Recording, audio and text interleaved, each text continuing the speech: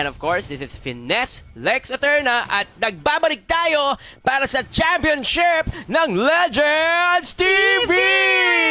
Yan na nga, hindi na natin patatagalin, Sir Lex, no? Sumpak, Wangdo for that, Yuzong Drogi for that show, Saint TV for that, Uranus, H2O for that, Claude, and Nakil for that, Angela. And para naman sa Black Tortoise, we have Yuji sa kanyang Matilda, si Lou sa kanyang Gusion, Rene J sa kanyang Tamus, TB150 sa kanyang Tigreal, and syempre, Chooks TV sa kanyang Barat. Biglang nagkaroon ng change name, napansin ko lang ngayon. And by the way, no, dapat alam nyo na ang Black Tortoise ang nakakuha ng consequence, kaya bawal silang gumamit ng recall sa buong larong ito. Nako, hirap ng pahirap yung ating challenge. Pero nako po, on track maiden lane, ang aga-agad ng labanan natin doon. Nagkaroon agad ng ambahan between that 150 and for that doggy side. Actually, magandang laban dito talaga sa pagitan na to eh. Lagi pa naman nagpakatapat to. Kung di ako nagkakamali, this is the third time na magkakatapat sa showmatch. Itong si Doggy tsaka si Chooks. Pero nako po, first blood agad para sa isang Rene J. Ang aga nun knowing na nag-invade pa siya doon. Nag-clear wave agad siya doon sa may bottom lane. And then back up agad. Pero there you go guys. Makikita natin 2v1 situation. Napatay sa kamay ng isang Uranus si Rene J. Ang ganda na pagkakapitas niya dito kay H2O. Talagang malaking kabagalan ang mangyayari dito kay H2O dahil napitas siya at the early minute ng unang laro. Tama naman yon, Sir Lex. Pero tingnan natin on to that bottom lane. Medyo napapansin natin sa mapa na kumukuha agad ng objective. Pero nako sa may middle lane ang nangyayari na itali ni Nakil. Pero nakatakas pa rin si Gio natin doon. At ito with the backup of TB150 sa kanyang tig-tigading si Drogi nagabang sa damuhan. Merong pipitasin, ngunit hindi pala mga kaibigan off-cam kill sa muka ni Chooks TV nakuha ni Sumpak. Pero eto na nga, papalapit na naman, papunta sa taas, yung ating Ate Lu natin. Grabe naman ang ultimate ni Ate Lu doon, walang tinamaan. Pero Gyushin ang gamit pa. So bibihira sa mga babae kung magamit ng ganyang Gyushin. Actually, tama ka dyan, ano? Actually, kahit ako di ako marunong mag-Gyushin. Pero on that bottom lane, Sainty versus Rene J. Sino nga ba ang unang mamamatay? Pero makikita natin Sainty, no? Tumatayo-tayo. Wait lang, recall that TP on. TP yung tawag natin sa mga ganyan. Pero naku, sinisimula na ng Black Tortoise. Itong turtle natin na to. Mga kaibigan, sino kayo makakuha ng first turtle? Nandito si Nakil, Angela, gamit niya. Mga kaibigan, mukhang ito si Drogi susubukan pumasok. Nakain po ni Chooks. Si Drogi tinapon ni Chooks sa ibang lugar, mga kaibigan. Ito na si Lou, susubukan patayin. Ngunit hindi. There goes H2O. Nakuha po niya ang turtle. Ito si Eugene na stand. There goes TB150. Susubukan. Maka-ulting. Ngunit hindi na pinayagan ni H2O, mga kaibigan. Naku po, eto pa, hindi pa nagtatapos ang laban dyan. Nasipa ni Drogi si ating natin Gyushin.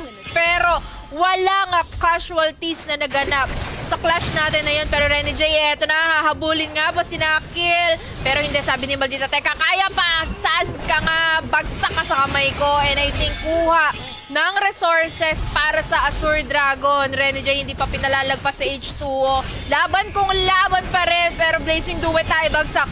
Kuya natin H2O pero walang casualties na nangyari. Dragon Dance binagsak and it's a killing spree for that Sumpak. Hindi pa rin dyan nahahabulin at hahabulin kita for that double kill. Grabe yung ating simula para sa Azure Dragon. Ganda ng pagkakakuha ng turtle doon. At dahil dyan, medyo lamang na sila sa kaperahan. 1,000 mahigit ang lamang ng Azure Dragon sa pera ng Black Tortoise. Pero hindi pa rin dyan nagtatapos ang laban natin. Sir Lex 3v1 situation with the TP on. Grabe naman yun. May tumitipi-tipi pa. Ganda na pagkakasipa ni Doggy doon. Way of the Dragon sa mukha ni 150 para ihatid sa dalawa niyang kakampi na nag-aabang na si H2O at si Nakil. Ang ganda ng mga Chowa moves ni kuya natin, Doggy. Eto doon, si Sumpak talagang matibay. Ayun, nakala mo makakatakas, ngunit hindi na pala. Drogi versus Rene J. Ngunit hindi ito pantay, mga kaibigan. Tamang mambaut lamang para sa dalawang koponan. Oo, pero nako, eto na si Gio natin doon lumipad. Napatay ang isang Angela, pero eto ka na naman, Doggy. Blazing Duet. Saan ka? Mamamatay ka sa kamay ko, tol. Oh, Yuji ha, pasok ka pa sa likuran na. Eto, Blazing Duet sa mukha with the combination ng Sipa, Kichu. Pero nako, sa may top lane natin sa ATTV na iwan sa Himala laban sa tatlo. Nako naman, napakainit ng laban, ng palitan ng kills natin doon. And I think for that Azure Dragon, kukuha ng objectives doon sa my middle lane. Pero hindi pa rin Dragon Dance na ibagsak. Sino nga bang mamamatay? Andito na si Lu. Pero eto ka, sipa ka sa akin, Lu, sabi ni Doggy natin doon.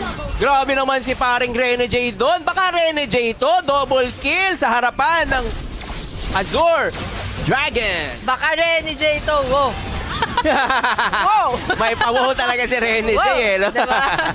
Sumikat si Kuya Rene J natin ng bigla ganun. Pero yan ang kinukuha na ng Azure Dragon, yung ating kauna-unahang turtle. Kauna-unahang turtles? Yeah, Tama ka first. doon.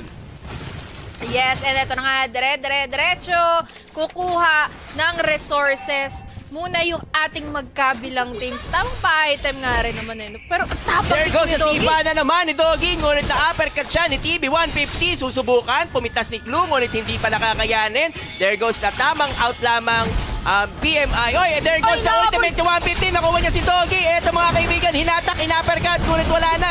Tamang mambout na para kay 150. Ngunit dinadragon siya ni Sumpak. Kahabulin. Hinabot. Bang! Pinakay siya ni Sumpak mga kaibigan. Ngunit nandito si Doggy. Sanib ng Angela. Pinapatay ni Lu si Tip, si Sumpak. Ngunit masyado pang makuna si Sumpak. Kaabutin ba? Ayun na nga, dinoble team na. Patay po si Sumpak doon mga kaibigan. Tatlo ang nawala sa koponan ng Azure Dragon. Apat pa nga, may humabol pa si Sainty na ihabol pa ang pang-apat na kill. Napakaganda ng pinapakita ngayon ng team ni Lu at ni na Rene J. Iba, wala akong masabi actually kasi it's a grand finals eh. Oo. So talagang hindi na kami pwede mag-petix dito. Kikita mo wala ng trash talk na nagaganap. Di na nagtatay. Lahat seryosohan sila. Mapapansin mo talaga na iba yung atmosphere. Iba yung simoy ng hangin na nangyayari ngayon. Knowing na Malamig-lamig. 7 minutes pa. 7 Katulad minutes ng pa lang magiging to. pagkakaibigan nila pagkatapos ng laban na to. Oo, tama nga naman yun, Sir Lex. Pero sa ngayon, mapapansin natin sa top lane, etong dragon natin o tinatawag nating Barats eh. Sige, clear ng waves. Kung napansin ko kanina, lamang ang team nila Doggy. Pero ngayon, pantay na ulit ang pera. Medyo nakahabol na agad ang team nila Juke, ang Black Tortoise. Yes, pero for that Rene J moves, pero nako, holding on to that thought sa NDTV, mamamatay nga ba sa kamay ni Rene J? Pero hindi. Teka, patient. Paring Sainty. This is the third turtle, mga kaibigan. Susubukan kunin ang dalawang kaponan. Sino kaya ang magwawagi sa labanan ng pagitan? Eto na nga po, pumasok po si Doggy. Walang tinamaan ng flicker stand. Eto, hinahabol po na si Doggy. Pumasok si Lu. Susubukan, patayin, ngunit hindi kakayanin. Ang dragon, hinahabol si Lu. Pumapasok na po. May makakuha ba ng turtle na to? Si H2O. Nag-aabang. Oh, Na-reserve po ang turtle. Mukhang mag-blazing duet. Ngunit hindi. There goes the dragon. Mapapatay. 150. Dalawang nahuli. There goes the blazing duet na nga. Inaabangan natin mga kaibigan. Hindi pa tapos ang laban. Si Drogi napalalim dyan. Sinakit, tinalian ang ating kalabang. Tamos mga kaibigan. Pero ayun, habang sa off-cam, nakapush po ng Torre si Chooks. At nakakuha naman ng turtle ang grupo nila Doggy. Ito yung sinasabi natin kanina. Pag hindi nyo napansin talaga si Barats, kumukuha siya ng objectives, pero nako-arm to that bottom lane. Ito H2O versus Rene J, pero ayan na ang backup coming from that na-kill. Pero sa may top lane, di pa tayo sa NDTV versus Chooks. Sino nga ba ang lang mamamatay knowing na andyan na sumpak. Nako, kainan ba to? O magkakaroon ng dragon, nalilipad sa taas, pero Dinosaur, hindi. laban sa dragon.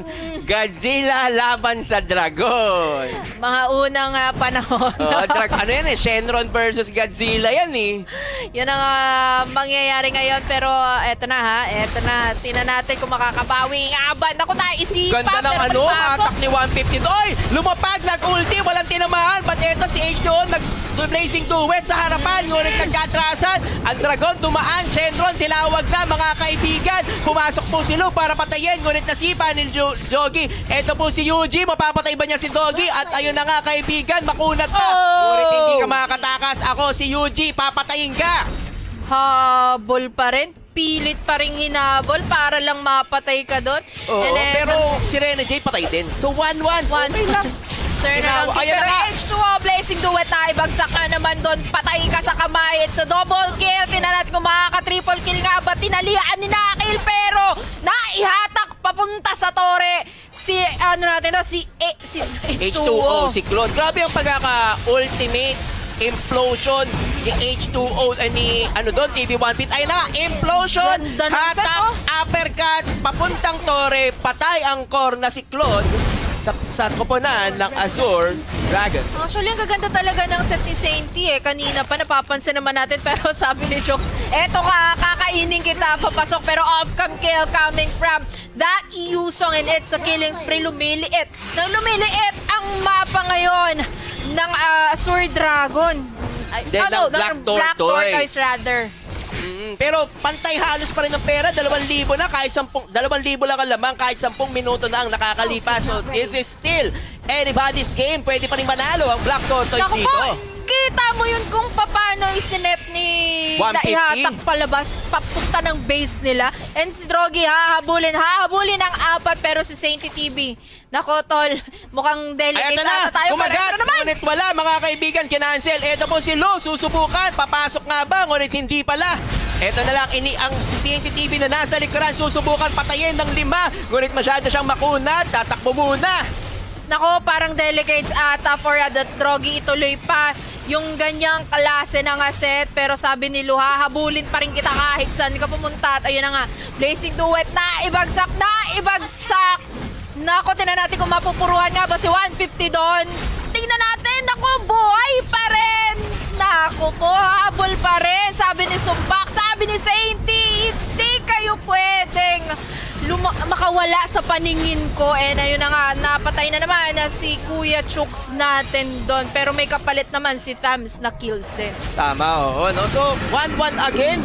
Ganda ng mga palitan dito. Namatay si Yuji, namatay si Drogi, namatay si Palitan. Chooks, namatay si Sumpak.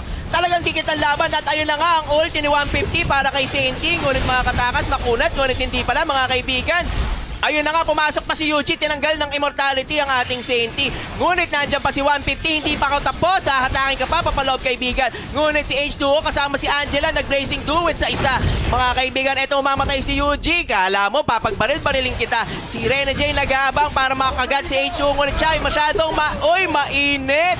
Ang ganda ng pagkakapatay ni Rene J doon. May the flame shot na pahabol ni Nakil. Ngunit hindi sapat mga kaibigan. Eto na naman si Lu para kay Drogi, ngunit masyado makunat pa si Drogi mga kaibigan. Habol pa nga, eto, uprising uppercut with the implosion technique. Mamamatay ba to si 150? Tinagat pa nga tinagat pa ni Chooks. At eto, mapapatay ba nila si Drogi? Ngunit hindi, masyadong makunat ang tank ni Drogi. Eto na, si Shenron, tinawag na.